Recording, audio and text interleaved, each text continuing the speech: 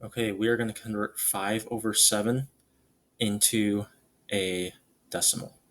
So what that means is 5 over 7 is actually the same thing as 5 divided by 7. If you think about it, it's going to be a number less than 0, but less than 1, but greater than 0. Sorry about that. So we set up the division. Sorry, it's 5 divided by 7. That looks backwards at the moment. Let me fix it. I'm actually writing it's going to end up being a lot like a long division problem. So 7 goes into 5 how many times? Well, that's pretty easy, 0. And now what we do is we add some zeros after the decimal point. Again, this is the same as saying $5 or $5.00.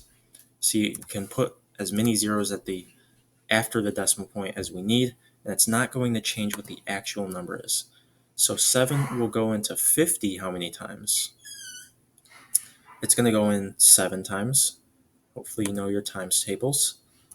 So we have to write a 7 behind this decimal point. Sorry, that's really high up there. Get that just right. There we go. Okay, so that makes 49. And now this is going to feel familiar. Basically, all you need to know to be able to do changing a fraction to a decimal is how to do long division. So we end up with a remainder of 1.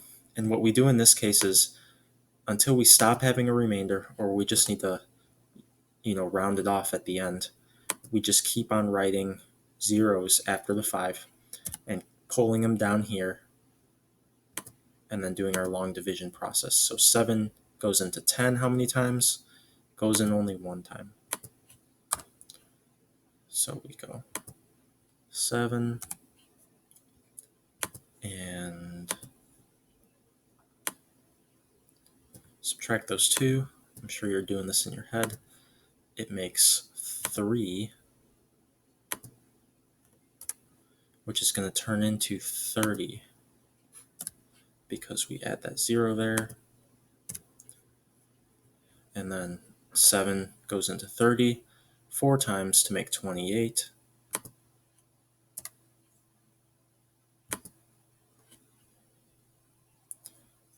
We subtract it, and you see you kind of get into a groove with this.